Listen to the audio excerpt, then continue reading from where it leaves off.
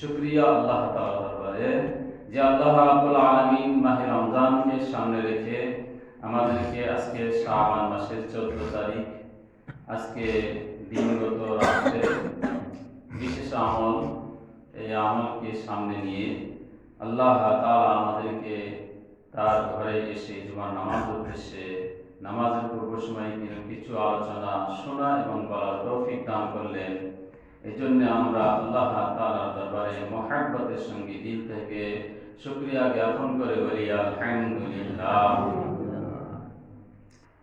আমাদের সামনে যে রজনীটা আসতেছে, এই রজনীতে আমরা অনেকে অনেক রকম আমল করে থাকি, কিন্তু এই আমলগুলো আমাদের করা উচিত কোরআন সুন্নাহর আলোকে।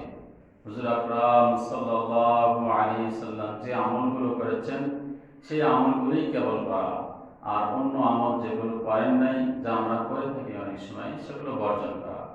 সেই আলোকে আমাদের আজকে সামনে যে রজনী আসতেছে, এই রজনীতে কিছু কাজ করণীয় আর কিছু কাজ বর্জনীয়। অবশ্যই করণীয় কাজগুলো করা আর বর্জনীয় কাজগুলো আমাদেরকে ছেড়ে দেওয়া।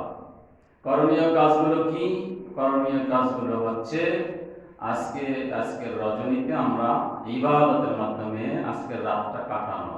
বিশেষ করে যে যতটুকু পারি, শরীরকে অতটা কষ্ট নির্যাতন না দিয়ে যার যতটুকু সাধ্য সে অনুযায়ী নফল ইবাদত করা। এটা বিশেষ কোনো নফল নামাজের নিয়ম নেই।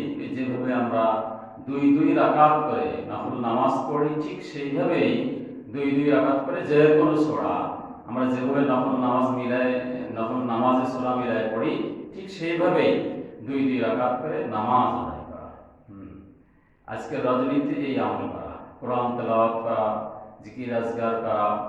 তাহলে একটা করণীয় কাজ পেলাম আমরা, সেটা হচ্ছে যে আজকের রজনীতে আমরা আমলের মাধ্যমে কাটাবো, আজকের রাতটা আমলের মাধ্যমে কাটিয়ে দেবো ইনশাআল্লাহ।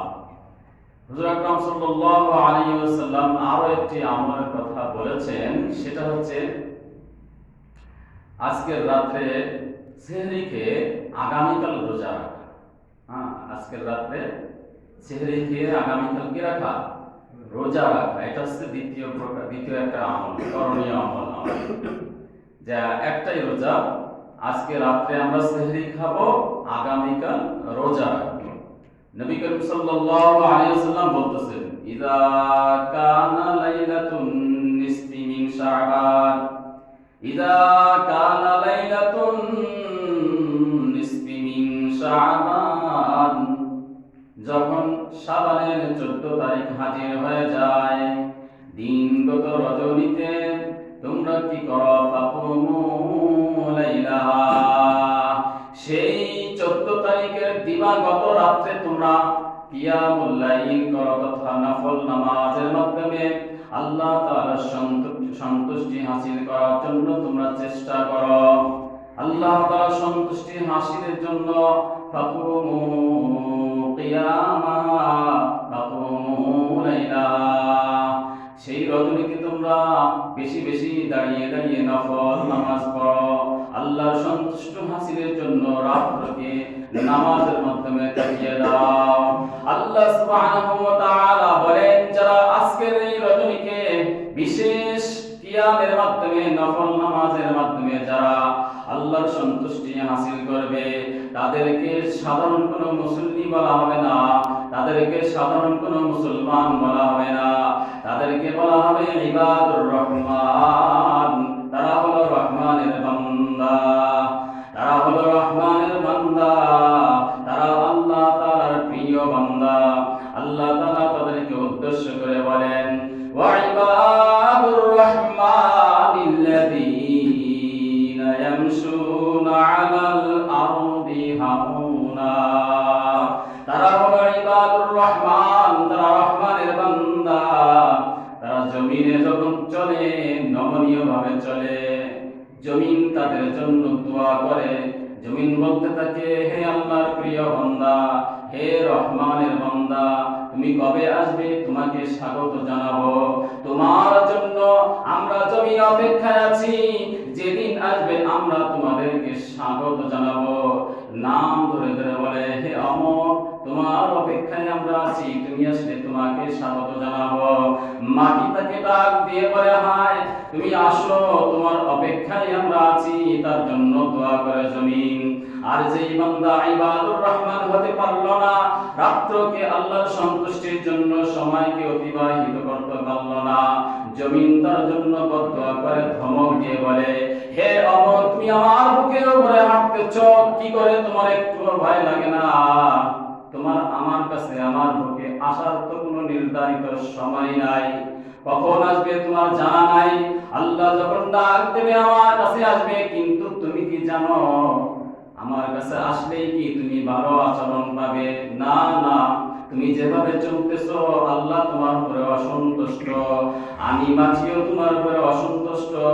সুতরাং আমি তোমার অপেক্ষায় আছি, আসলেই তুমি। আর কোন না জানা মূর্খ জাহেল যখন তাদের সঙ্গে তর্ক করে, তখন তারা বলে, আসসালামু আলাইকুম ওয়া রাহমাতুল্লাহ।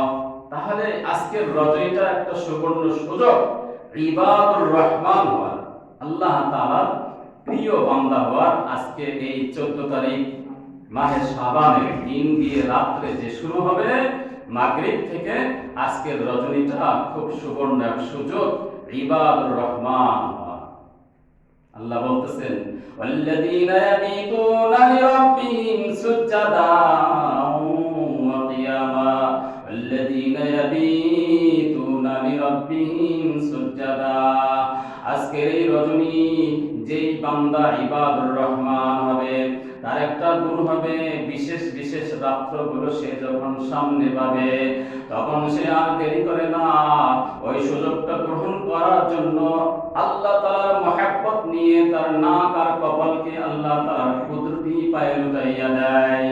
ওয়াল্লাযীনা ইয়াবিতুনা লিরাব্বিহিম সুজদা, সিজদার মাধ্যমে আল্লাহ তাআলার সন্তুষ্টি হাসিল করে।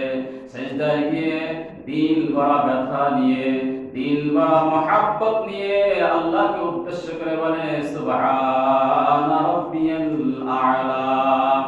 আল্লাহ তাআলা বান্দার দিল ভরা মুখ থেকে যখন, তার মুখ দিয়ে যখন এই কথা শুনে বান্দা স্বীকার করে বলে, সুবহানা রাব্বিয়াল আ'লা, আয় আল্লাহ, জমিনে আমার দুই চোখে যা কিছু দেখি আর না দেখি, সব কিছুর মধ্যে মাওলা তুমি হইলা আ'লা, তুমি সবকিছুর উপরে তুমি উঁচা, তোমার সম্মান উঁচা, তুমি শক্তিশালীর দিক দিয়ে সবচেয়ে বড় শক্তিশালী। সুবহান রাব্বিয়াল আ'লা, আমি হইলাম নিচু, আমার কপাল তোমার কুদরতি পায়ে লুটাইয়া দিলাম। বান্দা যখন তার কপালকে আল্লাহ তাআলার কুদরতি পায়ে লুটাইয়া দিয়ে এই কথা বলে, সুবহান রাব্বিয়াল আ'লা, আল্লাহ আমি স্বীকার করে নিলাম তোমার সম্মান বড়, তোমার শক্তি বড়, তোমার সবকিছু বড়। আল্লাহ তাআলা তখন তার রহমতের কুদরতি নজর ওই বান্দার মাথার উপরে তার কুদরতি রহমতের হাত বুলায় দিয়া বলে, ফায়াগফিরু লি আকসারা মিন আদাদি গানামি কালবিন, ও বান্দা আমিও তোমাকে মাফ করে দিলাম। তোমার ওই নাক আর কপাল যখন আমার রহমতের কুদরতি পায়ে লুটাইয়া দিলাম, ও বান্দা আমিও তোমাকে মাফ করে দিলাম। বান্দা তুমি মাফি পেয়ে গেছো, ও বান্দা তুমি এখন মাসুম হয়ে গেছো। বলি সুবহানাল্লাহ। আজকে সেই সুযোগ আল্লাহ তাআলার কুদরতি পায়ে আমাদের কপালকে লুটাইয়া দেওয়া। কি পারবো না ইনশাআল্লাহ? এটা একটা গুরুত্বপূর্ণ কাজ। আর একটি কাজ হচ্ছে ইস্তেগফার করা। কি করা? ইস্তেগফার করা। আল্লাহ তাআলা আজকের এই রজনীতে প্রথম আসমানে আসবেন। কোথায়? প্রথম আসমানে এসে আল্লাহ তাআলা তো সব জায়গায় আছেন, তারপরও হাদিসে এই কথা বলা হয়েছে গুরুত্ব দেওয়ার জন্য। ইযা কানা লাইলাতুন নিসফি মিন শাবান ফাইন্নাল্লাহ আযজা ওয়া জাল্লা ইয়ানজিলু লিগুরুবিশ শামসি ইলা সামাই দুনিয়া। আল্লাহ তাআলা দুনিয়ার এই আসমানে চলে আসেন, এসে বান্দাকে ডাক দিতে থাকেন, আলা ইন মুস্তাগফির ফাগফির লাহ। হে বান্দা, কে আসো তোমার মাথার উপরে পাহাড় সমান গুনাহ নিয়ে? কে আসো পাহাড় সমান বোঝা গুনাহ নিয়ে? আসো আমার কাছে আসো, আলা মিন মুস্তাগফির ফাগফির লাহ, হে বান্দা আমি আজকে তোমাকে maaf করে দিব, আমি তোমার একেবারে কাছে চলে এসেছি, আমি প্রথম আসমানে চলে এসেছি, তুমি আসো আমি তোমাকে maaf করে দিব। আলা মিন মুস্তাগফিরিন ফাগফির লাহ, বান্দা এই সুযোগ আর হেলায় কাটাইও না, আর দেরি করো না। ওই যে দেখো পশ্চিমের সূর্য ডুবে গেছে, আমিও তোমার কাছে হাজির হয়েছি, আসো আসো আমি তোমাকে maaf করে দিব। আল্লাহ তাআলা প্রথম আসমানে এসে বান্দা আর বান্দিকে এইভাবে ডাকতে থাকে। আল্লাহ তাআলা ডাকে যারা সাড়া দিবে, আল্লাহ তাআলা অবশ্যই আজকের এই রাত্রে আল্লাহ তাআলা তাদেরকে maaf করে দিবেন। আল্লাহ তাআলা আরো ডাকেন, আলা মিন মুস্তারজিকিন ফারযুকহু, আলা মিন মুস্তারজিকিন ফারযুকহু, ও বান্দা কে অভাবে আছো, কার কি অভাব আছে, আসো তোমার অভাবগুলো নিয়ে আমার সামনে আসো, চলে আসো আমি তোমার অভাবকে দূর করে দিব, তোমার রিজিককে আমি প্রশস্ত করে দিব।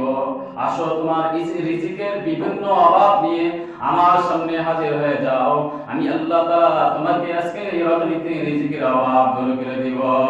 সুবহানাল্লাহ। তাহলে আজকে যদি আমরা কেউ চাই আমাদের রিজিকের জন্য, রিজিক বলতে যে কোনো ধরনের আমাদের প্রয়োজন হাজত, এই প্রয়োজন হাজত নিয়ে যখন আমরা আল্লাহ তাআলার সামনে হাজির হব, আল্লাহ তাআলা মায়াবী সুরে মহব্বতের সুরে ডাকতেছেন, আলা মিন মুস্তারজিকিন ফারযুকহু, আসো তুমি রিজিকের অভাব নিয়ে আমার কাছে বলো, দুনিয়ার কোনো মানুষের কাছে বলার প্রয়োজন নাই, আমি তোমার রিজিকের অভাবকে দূর করে দেব। বলি সুবহানাল্লাহ।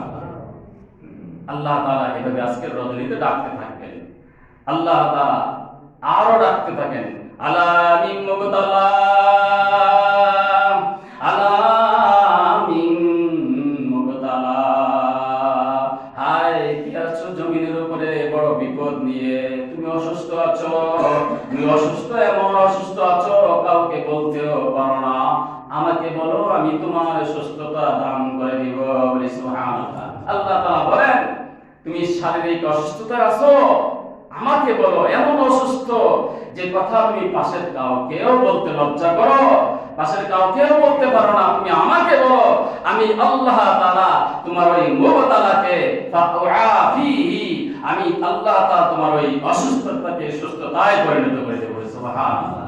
এটা হচ্ছে আজকের সেই রজনী, 14 তারিখের দিনগত রাত, আজকে 14 শাবান, 12 শুক্রবার, রজনীটার সামনে মাগরিবের আযান যখন হয়ে যাবে, সূর্য যখন পশ্চিম দিকে হেলে যাবে, আল্লাহ তাআলা বলেন, ফাইনাল্লাহ তাআলা ইয়ানজিলু লিগুরুবিশ শামসি ইলা সামাই দুনিয়া, আল্লাহ তাআলা বলেন আমি বান্দার দোয়াগুলো নেওয়ার জন্য আরশ আজিম থেকে প্রথম আসমানে হাজির হয়ে যায়। বলি সুবহানাল্লাহ। আমরা পারবো না আল্লাহ তাআলার ডাকে সাড়া দিতে ইনশাআল্লাহ? আল্লাহ তাআলা বলেন, আলা মিন মুবতালা ফাতুআফিহি, আসো আমার কাছে সকল প্রকার অভাব নিয়ে। হাদিসের এই কুচ্ছিতে আল্লাহ তাআলা আরো বলেন, আলা কাযা, আলা কাযা, এইভাবে আল্লাহ তাআলা মানুষের অভাবগুলো নিয়ে, বিভিন্ন প্রকারের হাজাত নিয়ে আল্লাহ তাআলা মানুষদেরকে ডাকতে থাকেন। আল্লাহ তাআলা মানুষের ডাকে আজকের এই রজনীতে সাড়া দেবেন ইনশাআল্লাহ। তাহলে আমাদের করণীয় কাজ তিনটা। কয়টা? আজকের এই রজনীতে আমাদের করণীয় কাজ তিনটা। এক হচ্ছে কি, আজকের এই রাত্রে আমরা জিকির আজকার, কোরআন তেলাওয়াত, নফল নামাজে কাটাবো। এক। 2 নম্বর কাজ হচ্ছে আমাদের আজকের রাত্রে সেহরির সময় সেহরি খেয়ে আগামী কালের জন্য রোজা রাখবো ইনশাআল্লাহ। আরেকটা কাজ হচ্ছে আজকের এই রজনীতে আমার জন্য, সবার জন্য, আমার গুনার জন্য আল্লাহ তাআলার কাছে বিশেষভাবে তওবা করা, ইস্তিগফার করা। কারণ আজকে তো আল্লাহ তাআলা বান্দাকে maaf করে দেওয়ার জন্য ডাকতেছেন, সেজন্য এই সুযোগকে গ্রহণ করা। এই তিনটা কাজ বিশেষভাবে করণীয়। আর বর্জনীয় কাজ কি? আজকের রজনীকে কেন্দ্র করে আমরা কোন ধরনের বিশেষ কোনো পটকা ফোটানো, বাজে শব্দ করা, গান বাজনা করা, অন্যভাবে শরীয়ত অনুমোদন দেয় না এমন আনন্দ করা, এগুলো করা যাবে না। যাবে? অনেক সময় দেখা যায় আমাদেরই বাচ্চারা তারা করে, কিন্তু তাদেরকে কন্ট্রোল করা এটা আমাদেরই দায়িত্ব। তাদেরকে বলা, বোঝায় বলা, যেভাবে বললে তারা শোনে সেভাবে আজকের এই রজনী পবিত্র রজনী, আল্লাহ তাআলা আজকে আপনাকে মাফ করার জন্য দেওয়ার জন্য ডাকতেছেন। আর যদি আমাদের বাচ্চারা বিপদে গিয়ে পট্টা ফোটায়, ডিস্টার্ব করে, যারা নামাজ পড়ে, যারা কোরআন তেলাওয়াত করে, তাদেরকে যদি ডিস্টার্ব করে, তাহলে কি এটা কি দোষণীয় না? এটা তো অবশ্যই দোষণীয়। অবশ্য আমরা যারা পাশে আছি আমরা তো পারবো না, কিন্তু যারা করবে তাদেরকে যেভাবে হোক বোঝানো, বলা যে তোমরা এটা করো না, আজকের রজনীতে এটা করো না, করা যাবে না, আজকের রজনীতে করার সময় না, আজকে এই কাজ না, আজকে আল্লাহ তাআলার ইবাদত করা, ইবাদুর রহমান হওয়ার ইবাদত।